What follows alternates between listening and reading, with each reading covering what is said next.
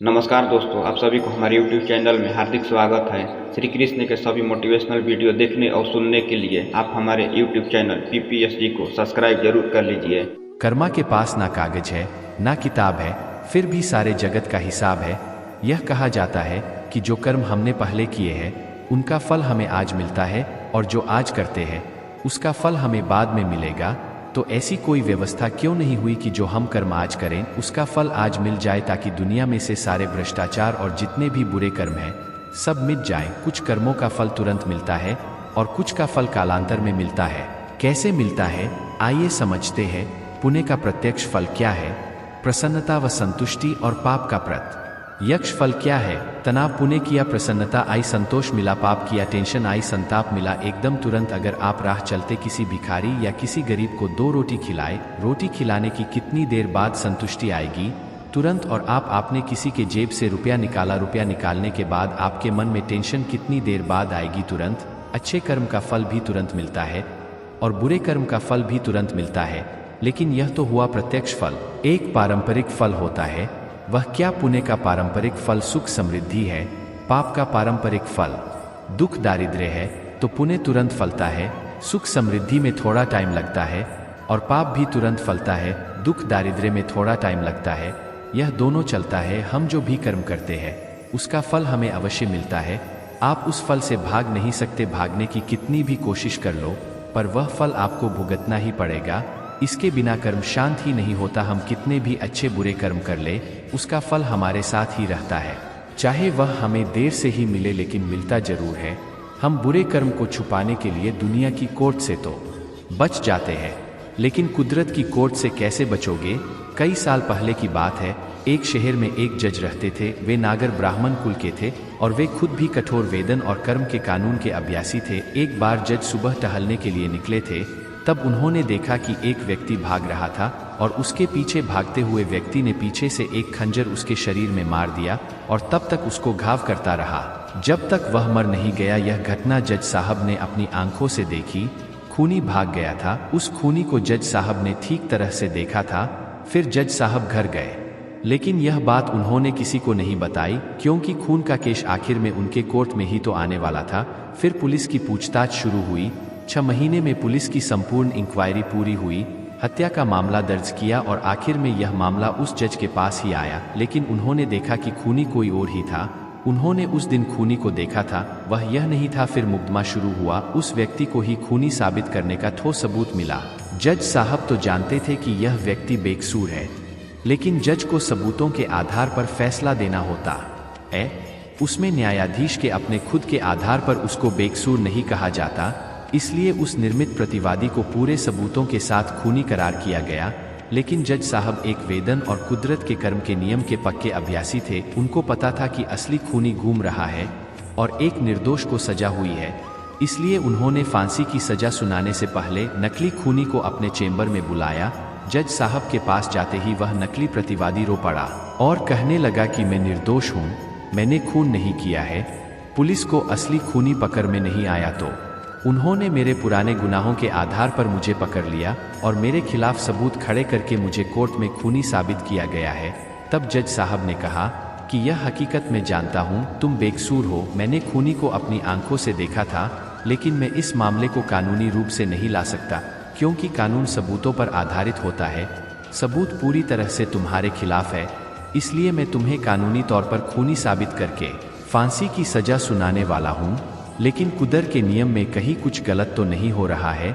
इस बात को सुनिश्चित करने के लिए मैं तुम्हें अकेले में एक सवाल पूछता हूँ। इस बात का तुम मुझे बिल्कुल सही जवाब देना। मेरा सवाल यह है कि क्या तुमने भूतकाल में किसी का खून या फिर उतना ही बड़ा कोई अपराध किया है?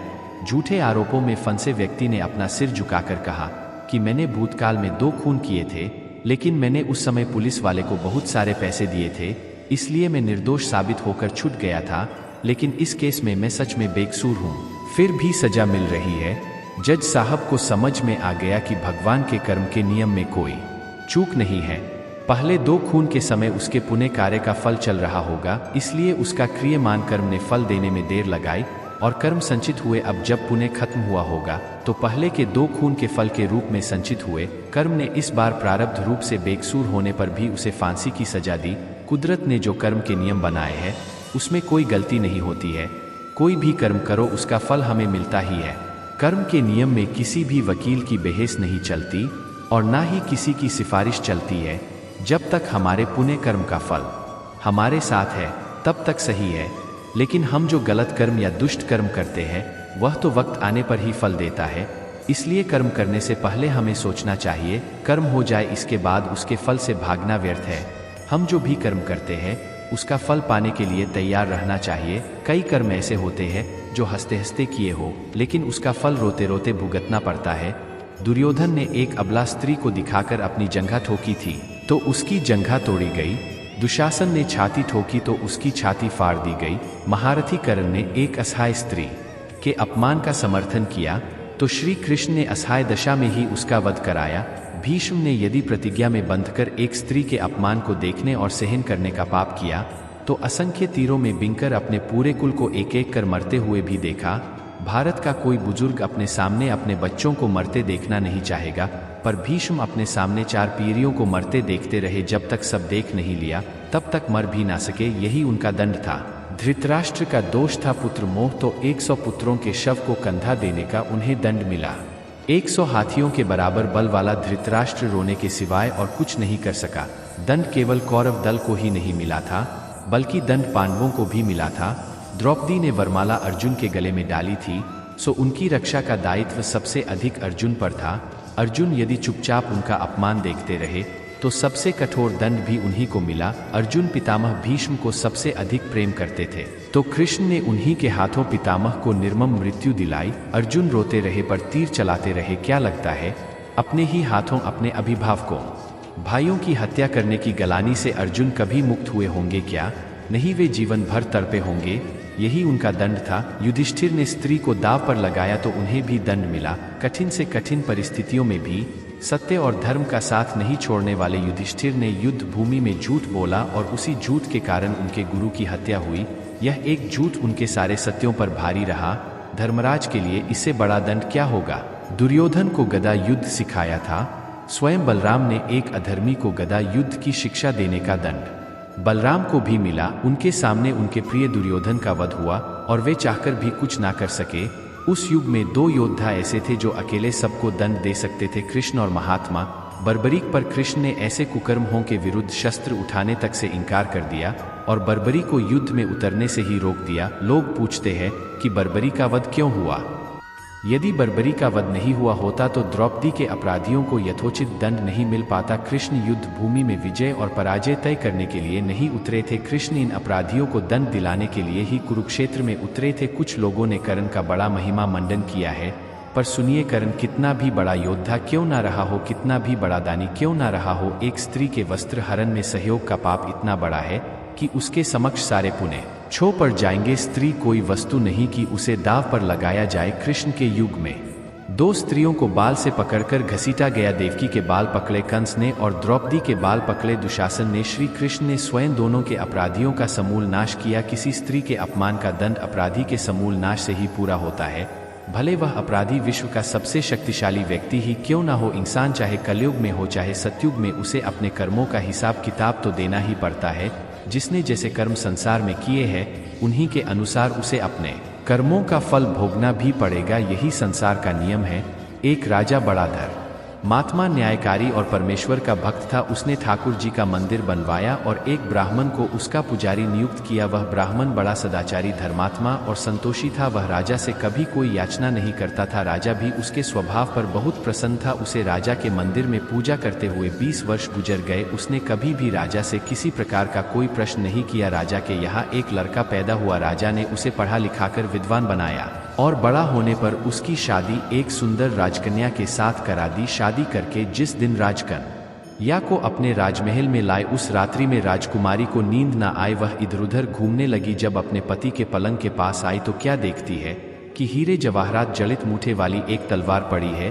जब उस राजकन्या ने देखने के लिए वह तलवार म्यान में से बाहर निकाली तब तीक्ष्ण धार वाली और बिजली के समान प्रकाश वाली तलवार देखकर वह डर गई। डर के मारे उसके हाथ से तलवार गिर पड़ी और राजकुमार की गर्दन पर जा लगी। राजकुमार का सिर कट गया और वह मर गया। राजकन्या पति के मरने का बहुत शोक करने लगी। उसने परमेश्वर से प्रार्थना की, हे प्रभु, मुझसे अचानक यह पाप कैसे हो गया? पति की मृत्यु मेरे ही हाथों हो गई। आप तो जानते ही है, परंतु सभा में मैं सत्य न कहूंगी, क्योंकि इससे मेरे माता पिता और सास ससुर को कलंक लगेगा तथा इस बात पर कोई विश्वास भी न करेगा। प्रातःकाल जब पुजारी कुएं पर स्नान करने आया तो राजकन्या ने उसको देखकर विलाप करना शुरू किया और इस प्रकार कहने लगी, मेरे पति को कोई मार गया। लोग इकट्ठे हो गए और राजा साहब आकर पूछने लगे, किसने मारा है? वह कहने लगी, मैं जानती तो नहीं कि कौन था, परंतु उसे ठाकुर जी के मंदिर में जाते देखा था। राजा समेत सब लोग ठाकुर जी के मंदिर में आए तो ब्राह्मण को पूजा करते हुए देखा। उन्होंने उसको पकड़ लिया और पूछा, तूने राजकुमार को क्यों मारा? ब्राह्मण ने कहा, मैंने राजकुमार को नहीं मारा, मैंने तो उनका राजमहल भी नहीं देखा है।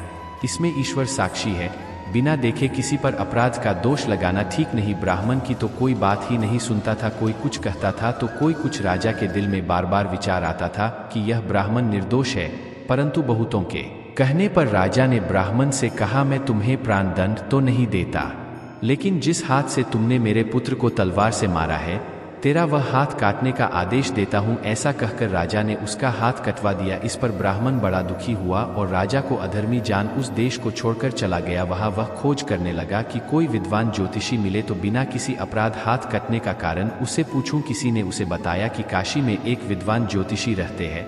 तब वह उनके घर पर पहुंचा। ज्योतिषी कहीं बाहर गए थे। उसने उनकी धर्मपत्नी से पूछा, माता जी, आपके पति ज्योतिष जी महाराज कहाँ गए हैं? तब उस स्त्री ने अपने मुख से अयोग्य असह्य दुर्वचन कहे, जिनको सुनकर वह ब्राह्मण हैरान हुआ और मन ही मन कहने लगा कि मैं तो अपना हाथ कटने का कारण पूछने आया था, परंतु अब इनका ही हाल पहले पूछूंगा। इतने में ज्योतिषी आ गए। घर में प्रवेश करते ही ब्राह्मणी ने अनेक दुर्व कहकर उनका तिरस्कार किया, परंतु ज्योतिषी जी चुप रहे और अपनी स्त्री को कुछ भी नहीं कहा। तदनंतर वे अपनी गद्दी पर आ बैठे। ब्राह्मण को देखकर ज्योतिषी ने उनसे कहा, कहिए ब्राह्मण देवता, कैसे आना हुआ? आया तो था अपने बारे में पूछने के लिए, परंतु पहले आप अपना हाल बताइए कि आपकी पत्नी अपनी जुबान से आपका इतना तिरस्कार क्यों करती है, जो किसी से भी नहीं सहा जाता और आप सहन कर लेते हैं। इसका कारण क्या है? यह मेरी स्त्री नहीं, मेरा कर्म है।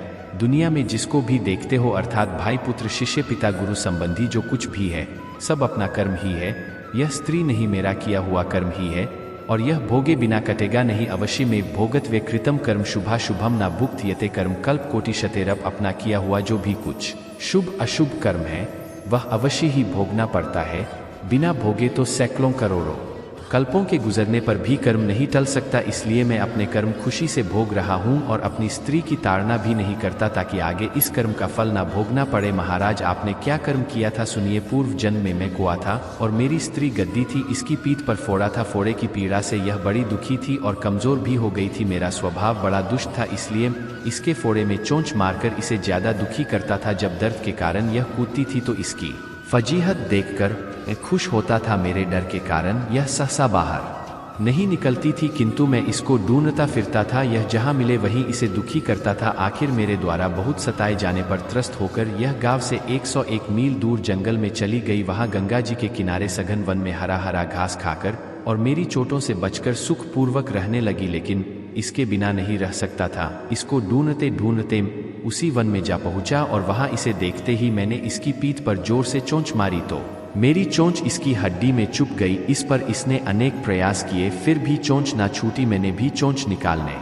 का बड़ा प्रयत्न किया, मगर ना निकली। पानी के भय से ही यह दुष्ट मुझे छोड़ेगा, ऐसा सोचकर यह गंगा जी में प्रवेश कर गई, परंतु वहां भी मैं अपनी चोंच निकाल ना पाया। आखिर में यह बड़े प्रवाह में प्रवेश कर गई। गंगा का प्रवाह तेज होने के कारण हम दोनों बह गए और बीच में ही मर गए। तब गंगा जी के प्रभाव से यह तो ब्राह्मणी बनी और मैं बड़ा भारी ज्योतिषी बना। अब वही मेरी स्त्री हुई जो मेरे मरण पर्यंत अपने मुख से गाली निकालकर मुझे दुख देगी, और मैं भी अपने पूर्व कर्मों का फल समझकर सहन करता रहूंगा। इसका दोष नहीं मानूंगा, क्योंकि यह किए हुए कर्मों का ही फल है।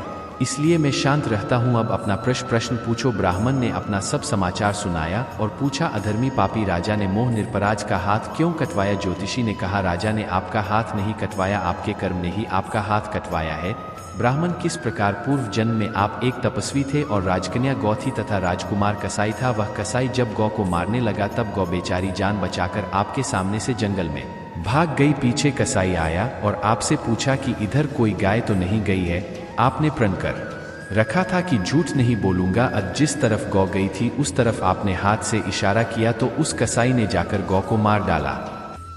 गंगा के किनारे वह उसकी चमड़ी निकाल रहा था, इतने में ही उस जंगल से शेर आया और गौ एवं कसाई दोनों को खाकर गंगा जी के किनारे ही उनकी हड्डियां उसमें बह गई। गंगा जी के प्रताप से कसाई को राजकुमार और गौ को राजकन्या का जन्म मिला एवं पूर्व जन्म के किए हुए उस कर्म ने एक रात्रि के लिए उन दोनों को इकट्ठा किया। क्योंकि कसाई ने गौ को हंसिए से मारा था, इसी कारण राजकन्या के हाथों अनायास ही तलवार गिरने से राजकुमार का सिर कट गया और वह मर गया। इस तरह अपना फल देकर कर्म निवृत्त हो गया। तुमने जो हाथ का इशारा रूप कर्म किया था उस पाप कर्म ने तुम्हारा हाथ कटवा दिया है। इसमें तुम्हारा ही दोष है, किसी अन्य का नहीं। ऐसा निश्चय कर सुख पूर्वक रहो। कर्म फल का भोग टलता नहीं। कितना सहज है ज्ञान संयुक्त जीवन। यदि हम इस कर्म सिद्धांत को मान ले और जान ले तो पूर्वकृत गौर से गौर कर्म का फल भोगते हुए भी हम दुखी नहीं होंगे, बल्कि अपने चित्त की समता बनाए रखने में सफल होंगे। भगवान श्री कृष्ण इस समत्व के अभ्यास को ही समत्व योग संबोधित करते हैं, जिसमें दृढ़ स्थिति प्राप्त होने पर मनुष्य कर्म बंधन से मुक्त हो जाता है। इसीलिए अच्छे कर्म करने तथा बुरे कर्मों से बचने की सलाह दी जाती है। भगवान के घर में देर है पर अंधेर नहीं, यह कहावत हम बचपन से सुनते आ रहे हैं, क्योंकि हमारे बड़ों ने हमें जो बताया हमने मान लिया। लेकिन क्या है इसका सही अर्थ, यह आपने अपने जीवन के अनुभवों से सीखा होगा। क्या होता है जब भगवान किसी व्यक्ति के कर्मों के हिसाब किताब पर आते हैं? समझिए, एक छोटी सी कहानी से दो व्यक्ति मरने के बाद भगवान की अदालत में पहुंचे, जहां उनके कर्मों का हिसाब किताब होना था। भगवान ने चित्रगुप्त को कहा, मृत्यु लोक से इन दोनों व्यक्तियों के हिसाब किताब के चौपर लेकर आओ। दोनों व्यक्तियों के हिसाब का चौपड़ा लाया गया। देखने पर मालूम पड़ा कि जो व्यक्ति अभी बेईमान है वह पहले बहुत ही ईमानदार हुआ करता था। उसने इतने अच्छे कर्म किए थे, इतनी ईमानदारी रखी थी कि बहुत बड़ा भाग्य उसको प्राप्त होना था। लेकिन उसके भाग्य प्राप्ति से पहले अंतिम परीक्षा आई। उस परीक्षा के आने पर उसने अपना धीरज खो दिया और वहां से उसने अपने जीवन का रास्ता बदल दिया और बेईमानी वाला जीवन अपना लिया। अब जो भाग्य उसे मिलने वाला था वह कम होते होते इतना कम रह गया कि एक बटुआ ही मिला, जिसमें केवल 1000 रुपए थे। देखा जाए तो वैसे उसके नसीब में क्या था? बेईमानी का रास्ता अपनाने से उसका प्रारब्ध प्रभावित हो गया। इसीलिए भगवान चाहकर भी उसे कुछ अधिक नहीं दे सकते थे, क्योंकि विधि के विधान के आगे भगवान भी विवश है। अब बारी आई दूसरे व्यक्ति की, जो बेहद ईमानदार था। जब उसका हिसाब निकाला तो देखा गया कि वह पहले बहुत ही बेईमान था। उसकी बेईमानी के कारण उसे बहुत कड़ी सजा होने वाली थी, लेकिन सजा प्राप्त करने के पहले उसको जीवन में सुधरने का अंतिम मौका मिला। उसने वह मौका ले लिया और ईमानदारी वाली जीवन शैली को अपनाते हुए खुद को सुधार लिया। तो उसकी सारी सजा भी क्षीण होते होते सिर्फ एक कांटा चुभने जितनी रह गई। उसे जो कांटा चुभा वह उसकी ईमानदारी का फल नहीं था, बल्कि उसके पूर्व बेईमानी वाले जीवन की इतनी ही सजा बची रह गई थी। भगवान हर बुरे व्यक्ति को भी सुधरने का मौका देता है और हर अच्छे व्यक्ति की अच्छाई की परीक्षा भी लेता है। संसार में आज कई लोग कहते हैं कि बेईमानी से जीवन जियो तो मौज करोगे, लेकिन यह मौज थोड़े समय का है, क्योंकि जैसे ही पुण्य का फल क्षीण होगा उसके बाद जो भोगना होगा वह बेहद मुश्किल होगा। किस कर्म का फल कब और कैसे भोगना होगा यह परमेश्वर की शक्तियां निष्पक्ष रूप से तय करती है। जहां तक मनुष्य का संबंध है उसके बस में तो केवल कर्म करना ही है, कर्मफल उसके बस में नहीं होते। मनुष्य योनि में उत्पन्न हुए जीवों के द्वारा अपने जीवन काल में किए गए सभी शारीरिक, वाचिक एवं मानसिक कर्मों का विभिन्न शक्तियां प्रकृति के अचूक नियमों के अनुसार फल देती है। कुछ कर्मों का फल तो साथ के साथ मिल जाता है और कुछ कर्मों का फल आने वाले जन्मों में मिलता है। हर तथाकथित अच्छे या बुरे कर्म का फल मिलता ही है। बुरे कर्म का बुरा फल अच्छे कर्म के तथाकथित अच्छे फल से बेअसर नहीं होता। केवल मनुष्य योनि ही जीव की कर्म भूमि है। मनुष्य योनि भोग भूमि भी है, लेकिन अन्य योनि या तो केवल भोग भूमि ही है, जहां जीव अपने पिछली मनुष्य योनि में किए गए तथाकथित अच्छे और बुरे कर्मों का फल सुख और दुख के रूप में भोगता है। इन योनियों में जीव के नए कर्म नहीं जुड़ते, केवल पिछले कर्म घटते हैं। जब तक जीव अपने सभी तथाकथित अच्छे और बुरे कर्मों के फलों से शून्य नहीं हो जाता, उसका विभिन्न योनियों में आना जाना लगा रहता है। जीव हर बार जब अन्य योनियों में अपने कर्मों के फल भोगने के पश्चात मनुष्य जन्म में आता है, तो उसके साथ उसके बचे हुए कर्मों के फल प्रारब्ध रूप में आते हैं।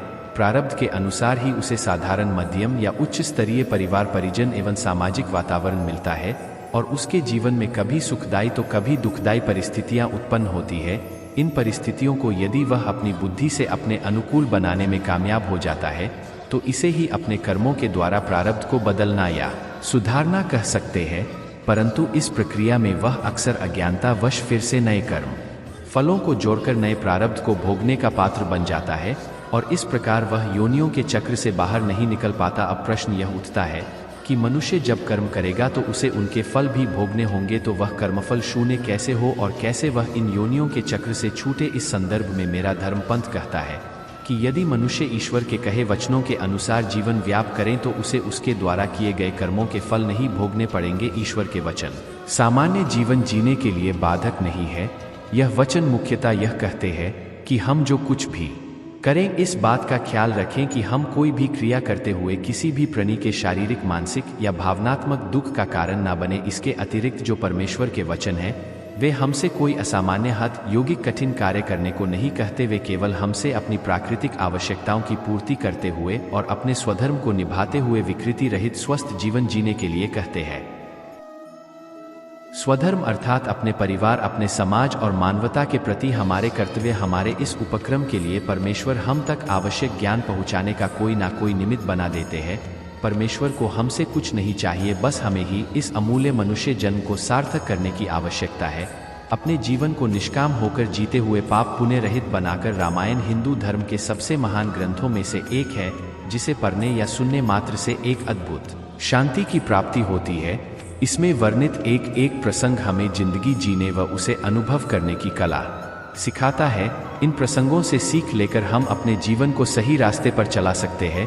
रामायण से एक और हमें सबसे बड़ी सीख मिलती है, वह तो आप जानते ही हैं कि बुराई के आगे हमेशा अच्छाई की ही जीत होती है।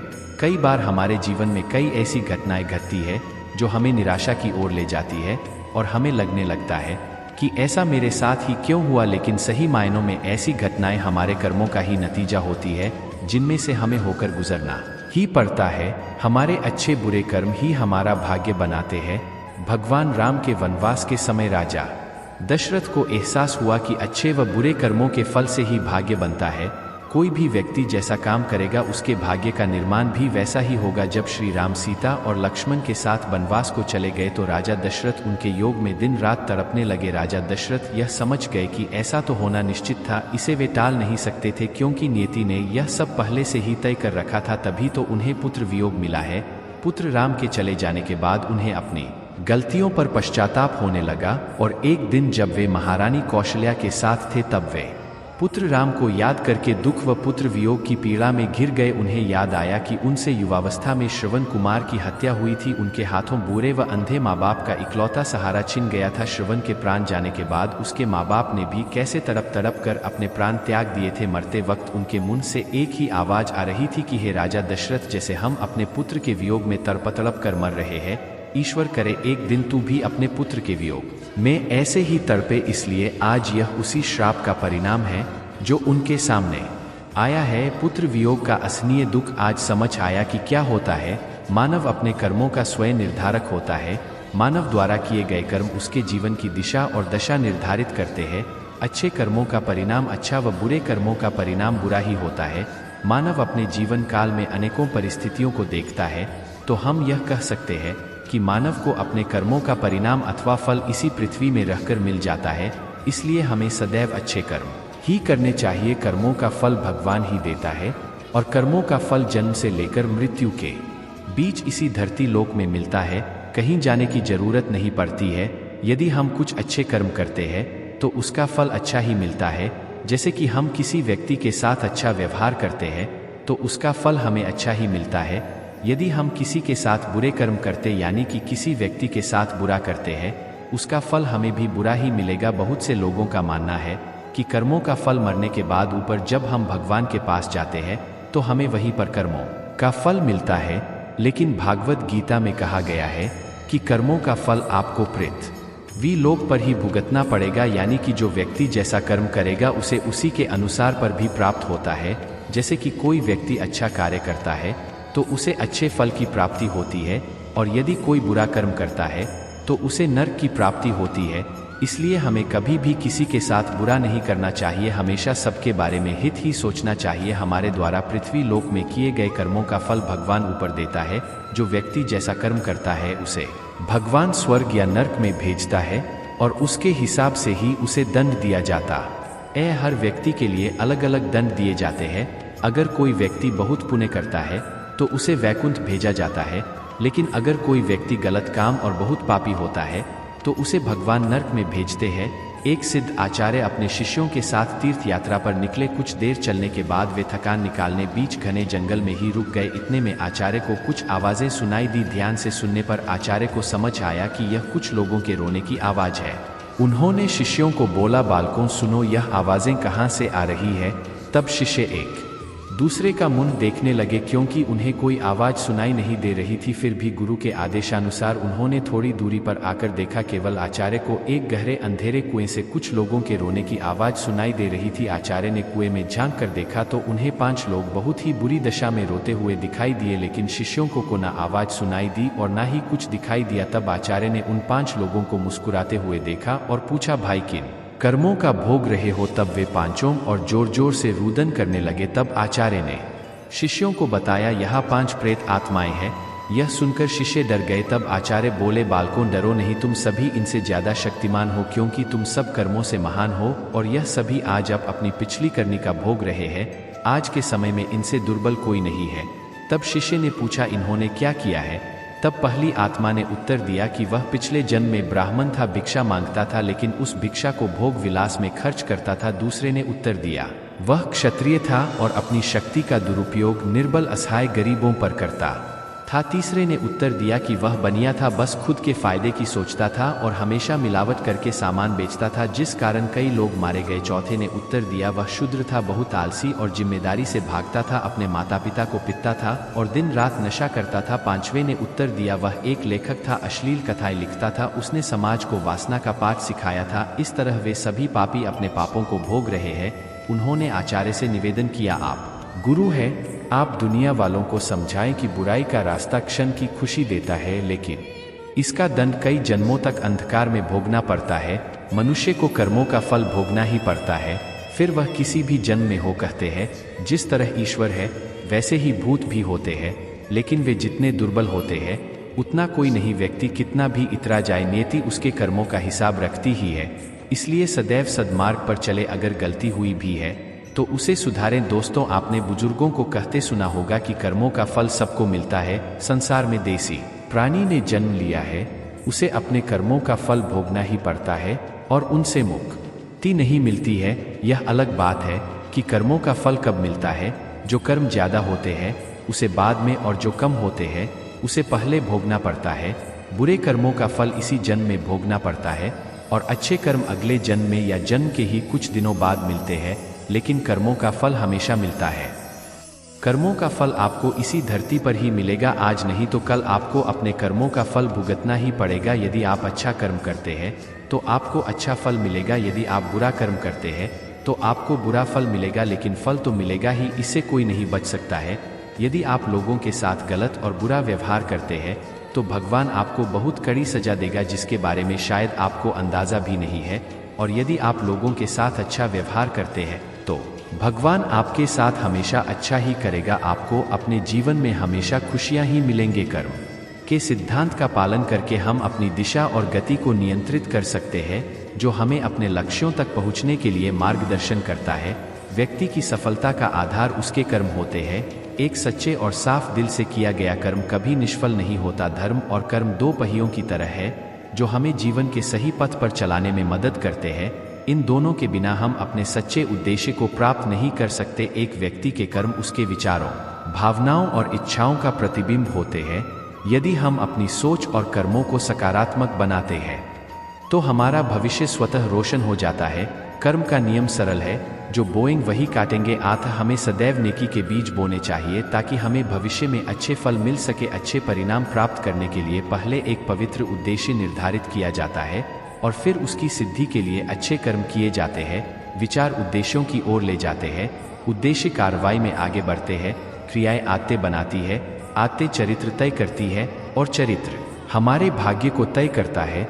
यदि अच्छा बोया जाता है तो अच्छा एकत्र किया जाता है। जब सकारात्मक चीजें बनाई जाती है तो वह अच्छी तरह से लौटती है। आप सफल हो या असफल, वे सभी आपके अपने कार्यों के परिणाम हैं। इसे कर्म के रूप में जाना जाता है।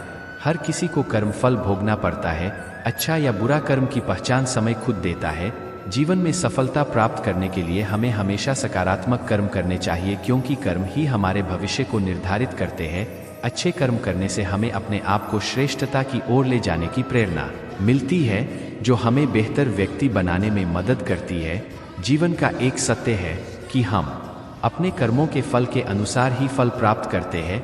इसलिए हमें सदैव नेक और उचित कर्म करने का प्रयास करना चाहिए। निश्चित रूप से यह कर्म का सिद्धांत होता है, जो कुछ भी हम दूसरों के प्रति करते हैं वही हमें भविष्य में मिलता है। अपने कर्मों को सुधार कर हम अपने आत्मविश्वास और आत्म संयम को बढ़ा सकते हैं, जो हमें जीवन में सफलता की ओर ले जाने में सहायक होते हैं।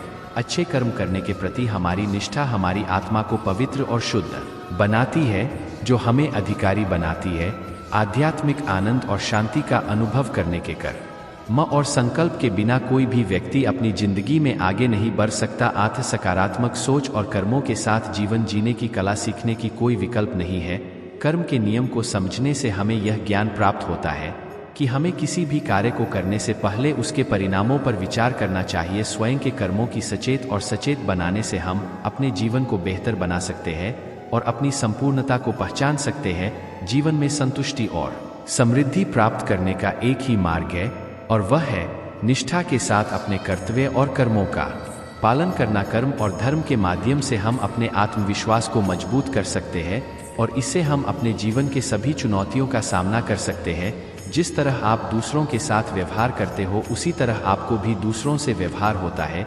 जब आप धोखा देते हो तो आप खुद भी धोखा खाते हो। धोखा देने से पहले एक बार सोच लो, क्या तुम ऐसा करना चाहते हो कि दुनिया तुम्हारे साथ भी ऐसा करे? कर्म तुम्हारा साथ नहीं छोड़ता। जीत जाने के लिए धोखा देना कोई विवेकवानी का काम नहीं है। धोखा देने वाले अपने ही कर्मों के अनुसार फल भुगतने के लिए तैयार हो जाते हैं। जब तुम धोखा देते हो तो तुम खुद ही अपनी आत्मा के साथ धोखा देते हो। अपने कर्मों से बचने का तरीका यही है कि आप निष्कपट रहो और सच्चाई से जुड़े रहो। हमारे कर्मों का प्रारंभ हमारे विचारों से होता है। जिस प्रकार के विचार हमारे मन में उत्पन्न होने लगते हैं, हम उसी प्रकार के कर्म करने लगते हैं। सकारात्मक और अच्छे विचार अच्छे कर्म कराते हैं, जिसका फल भी मीठा मिलता है। इसका उल्टा भी उतना ही सही है। हर रात का जो सवेरा है हर दिन की निश्चित है। शाम जीवन में हर एक कर्म का तय होता उपयुक्त परिणाम अपनी नेकी का गवाह अपने सिवाय केवल भगवान को मानो। औरों की नज़रों में अच्छा बनने की चाह अपनी स्वार्थ सिद्धि जानो, जो पूर्ण नहीं है। भावों से जो नहीं जानता औरों का दुख, वो मनुष्य दूर है। निज धर्म से जो अच्छे कर्मों से रहे विमुख। अच्छे कर्म करने से मिलता लाभ ही लाभ, ना करने से पहले कोई चिंता ना बाद में पश्चाताप। वो जो जीवन भर सुख को खोजते हैं, अपने कर्मों को भूला और सब सोचते हैं। वो जो खुद को भूला करते हैं, औरों का अच्छा जीवन भर के लिए अथाह सुख जोड़ते हैं। देर सवेर आज या कल पाएंगे यह सब कर्मों के फल, ना उसको सताओ। जो है निर्बल कहता है, कर्म मत भूलना, यह बात तेरा किया ही भविष्य है। तेरा कर्म ही है, तेरे सुख दुख का धरातल कर्म ही कराते हैं। इंसान की पहचान कर्मों के बल से ही भाग्य हो बलवान। अच्छे कर्म ही सुख की कुंजी, बुरे कर्म बन जाते अपार दुखों की खान। जगत में झूठ है सब कुछ, यह तन मन मोह और माया कुछ सच्चा है। तो कर्म तेरा जिसने तुझे तुझसे मिलवाया। कर्म की गठरी रखनी है कैसी हल्की या फिर भारी, ये तो सब कुछ तेरी मर्जी है। तेरी जिम्मेदारी पर हित से होगा मन हल्का, और मैं देगा दुख संसारी। जो करो अच्छा नेक कर्म, भलाई का मत विचार करो किसी की गवाही का। समय आने पर हर कर्म का फल खुद बोलता है। कर्म करता चल ये मानकर अच्छा ही होगा नतीजा अच्छाई का। सभी दुखों का एक ही कारण सांसारिक मोह माया अकारण। जिस क्षण यह सार जान लिया, हर चिंता का हो स्वत निवारण। समंदर मिला लेता है खुद में, हर छोटी बड़ी नदी को एक जैसे सब हो जाती है। फिर उस जैसी कोई पहचाने, फिर अलग कैसे जग में अपनी हस्ती। समंदर सी कर लो हर किसी को अपना ले, जो खुशी से किसी के मुख पर मुस्कुराहट, किसी के होठों पर हंसी, किसी को सौंप दिया अगर तुमने अपने हिस्से की खुशी। ऊपर बैठकर वह भरता है तुम्हारे खाते में सुख समृद्धि। प्रेम में इतनी शक्ति है, स्वयं भगवान खींचे आते हैं। शबरी के झूठे बेरों को प्रभु चाव सहित खाते हैं। नारायणी सेना दुर्योधन को दे माधव, स्वयं पांडवों के हो जाते हैं। बनना हो तो बनो, सहारा देना हो तो सच्चा साथ। काम किसी के जो कभी आए बन जाएगी हर बिगड़ी बात। जो दूसरों का बुरा करते हैं उन्हें खुद का भी बुरा होता है। कर्म चक्र कभी भी थमता नहीं है। जो कुछ बोएंगे वही कटेगा। जो दूसरों का बुरा चाहते हैं वह खुद अपना भी बुरा चाहते होंगे। अपना समय यह सोचकर बर्बाद ना करो कि दूसरों ने तुम्हारे साथ क्या बुरा किया। तुम्हारी जगह कर्मा को उनको जवाब देने दो। किसी को डर है कि भगवान देख रहा है और किसी को भरोसा है कि भगवान देख रहा है। किनारे पर बैठकर भी वह डरते हैं। हृदय जिनके बुरे भावों से भरे रहे, बीच भंवर में भी निर्भय रहे, वो अच्छे कर्मों को जो जीवन लक्ष्य करे रहे। अच्छे पथ पर चलते हो तो बाधाओं से डरना क्या, खाली हाथ आए और खाली है जाना। फिर कजनों को यूं भरना क्या, इस शरीर पर इतराना कैसा, इसमें कुछ भी तो नहीं।